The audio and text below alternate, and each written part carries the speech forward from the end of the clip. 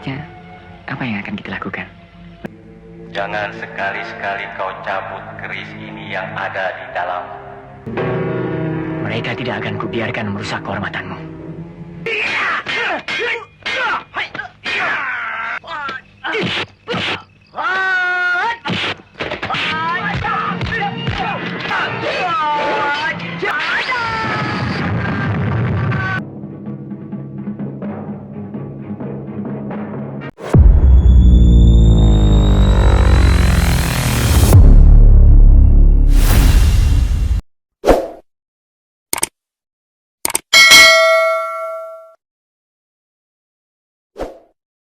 Di tepi sebuah pantai, nampak seorang pemuda sedang berlatih olah kanuragan yang didampingi oleh gurunya. Sang pemuda pun diminta untuk konsentrasi guna mengalirkan ilmu tenaga dalam yang dahsyat. Kau lihat ke arah batu sana. Pusatkan pikiranmu. Lepaskan tenaga dalammu. Sang guru lalu mengarahkannya untuk memukul sebuah batu karang. Dahsyat ilmu tenaga dalam yang dimiliki oleh pemuda tersebut. Batu pun hancur berkeping-keping.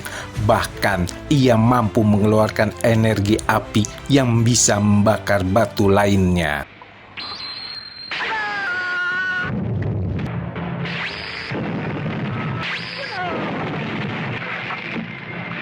Setelah lelah berlatih silat, pemuda ini nampak mengenang sebuah peristiwa dari masa lalunya.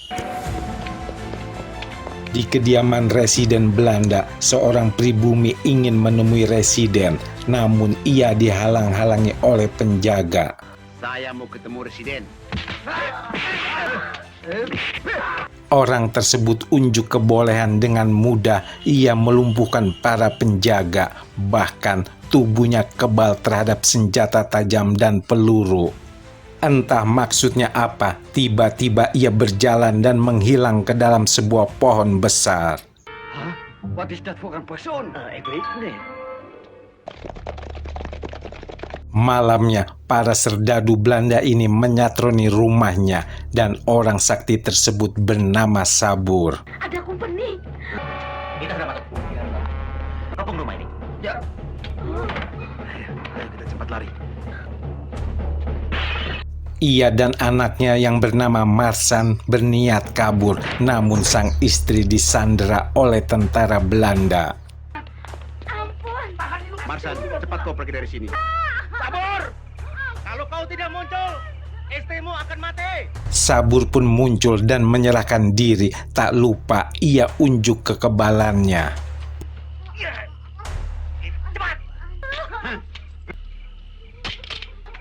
Kau lihat Belanda keparat? Kau lihat? Tembak! Dan entah maksudnya apa, ia sengaja melepas kalung jimatnya agar Belanda mudah menembak dan membunuhnya.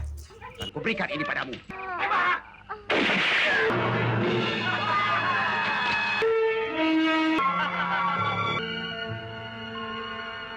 Anak Sabur yang bernama Marsan itu kini sudah dewasa menjelma sebagai seorang pendekar berilmu tinggi.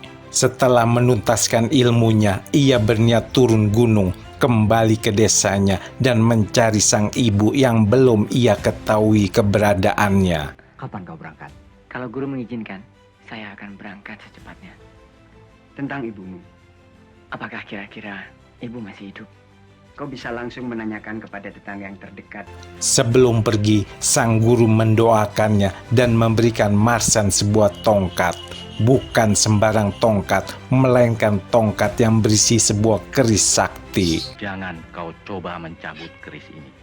Ia pasti meminta korban jiwa. Terimalah tongkat ini, nak. Setelah mendapat wejangan dari gurunya, Marsan pun bergegas pergi.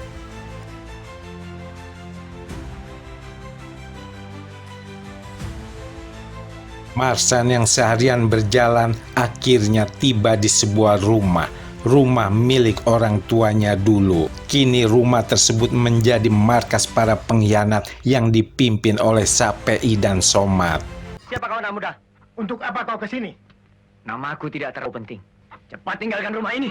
Para kaki tangan Sapei ini lantas menyerang Marsan. Ia pun dikeroyok, namun dengan mudah Marsan bisa mengalahkannya. Sampai akhirnya Sapei memintanya berhenti dan meminta waktu untuk mengosongkan rumahnya. Berikan kami waktu untuk mengosongkan rumahmu. Kemudian Marsan pergi menemui Pak Dadang. Ia pun diperkenalkan kepada putrinya yang cantik, Yusniar, teman masa kecilnya dulu. Saya Marsan, Pak. Nak Marsan, sudah besar kau.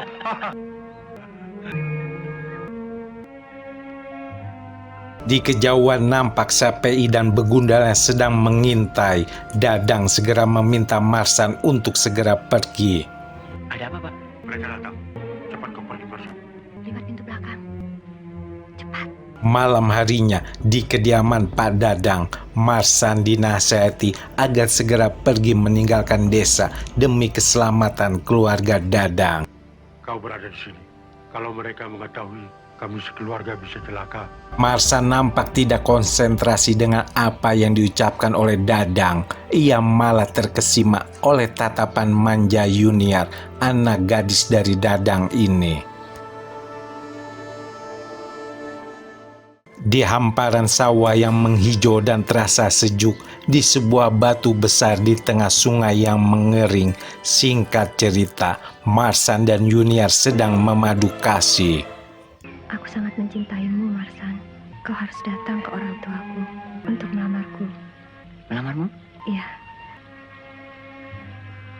Beberapa saat kemudian akhirnya Marsan melamar Yusniar dan mereka pun melangsungkan pernikahan yang sederhana.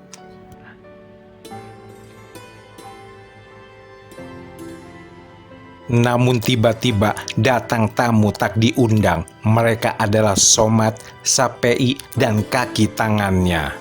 Baru saja kau tiba di desa ini. Sudah enak-enak pesta kawin. Para anak buah Somat ini langsung menyerang Marsan. Pesta pernikahan ini pun berubah menjadi ajang perkelahian.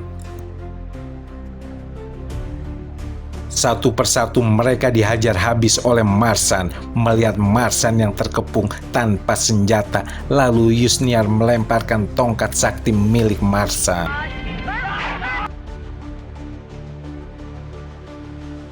Dengan beberapa gebrakan dan tangkisan tongkatnya, Marsan mampu mendesak para begundal ini menjadi kewalahan.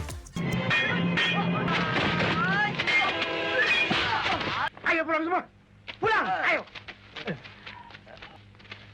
Malam harinya di kediaman residen Belanda, Somat melaporkan kegagalannya untuk menangkap itu orang yang bernama Marsan. Menir Belanda ini pun marah besar dan mendamprat habis-habisan Somat. Verdamsig! Untuk menangkap satu orang, kue memerlukan satu kompi soldaten. Idiot! Lalu ia memberi perintah agar Somat dan anak buahnya mendatangi lagi rumah Dadang. Pergunakan otak. Coba lagi. Kue tangkap dulu mertuanya. Dan istrinya Marsan. Keesokannya dengan menyewa 2 buah andong, kembali Somat menyatroni Marsan. Ibu mertuanya ketakutan digertak oleh para begundal-begundal ini.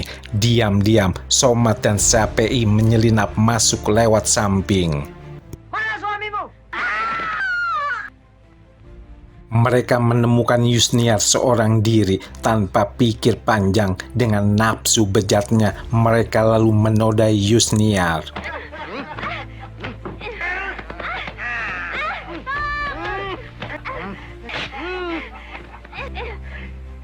Setelah puas, lalu mereka pun pergi dengan menawan Dadang yang terikat.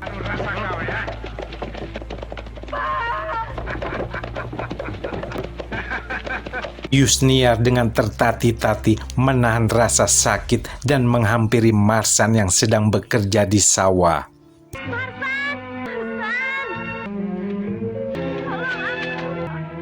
Marsan! Betapa marahnya Marsan mendengarnya. Ia nampak sangat geram untuk segera melibas para bajingan tersebut.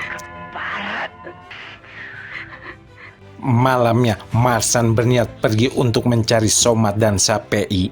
Ia akan menuntut balas atas kehormatan sang istri yang diregut secara biadab. Jangan pergi, Bang. Mereka tidak akan kubiarkan merusak kehormatanmu. Somat. Di markas Belanda, Menir residen masih pusing, belum juga bisa menangkap Marsan. Lalu Sapei memberinya ide agar sang Menir ini bisa membujuk salah satu tawanan yang seorang pendekar untuk menghadapi Marsan. Bukankah Tuan masih mempunyai seorang jagoan yang masih dalam tahanan Tuan?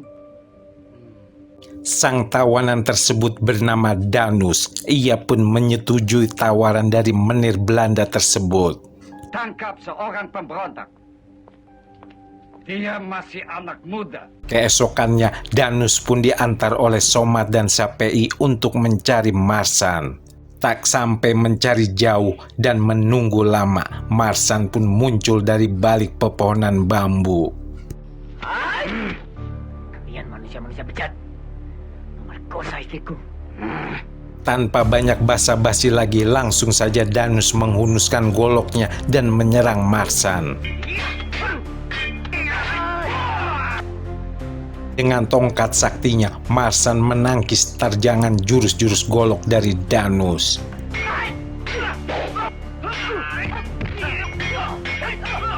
Hingga akhirnya mereka berduel tangan kosong dan mengeluarkan jurus-jurus yang hampir sama.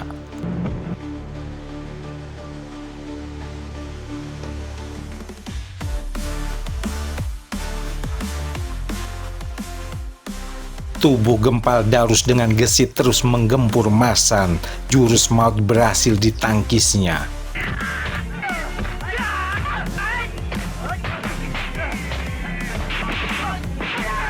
Sesaat setelah mereka terpelanting, langsung memasang kuda-kuda dengan gaya dan jurus yang sama.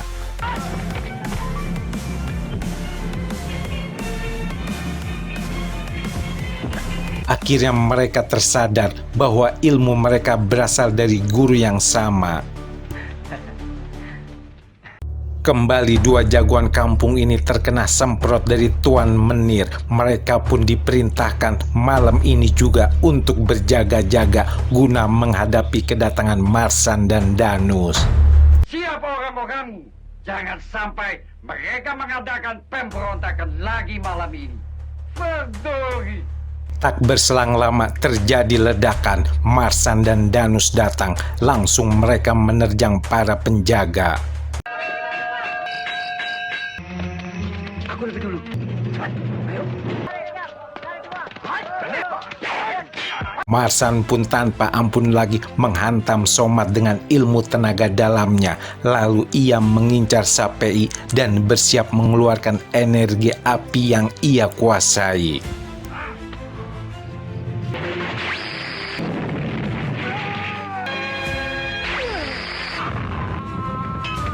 Bahu-membahu, Marsan dan Danus harus menghadapi para begundal-begundal lainnya.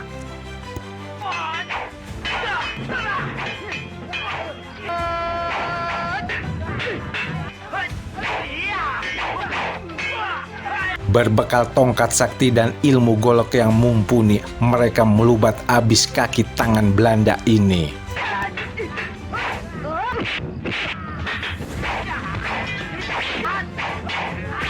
Namun sebuah terjangan peluru mengenai Marsan. Ia terkulai lalu tersungkur.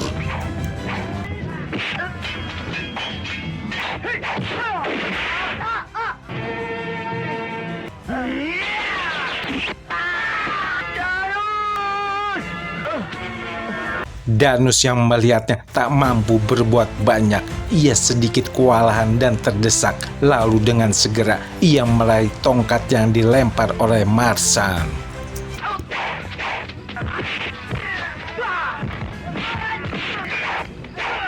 Ia lalu mencabut ujungnya dan nampaklah sebuah keris sakti.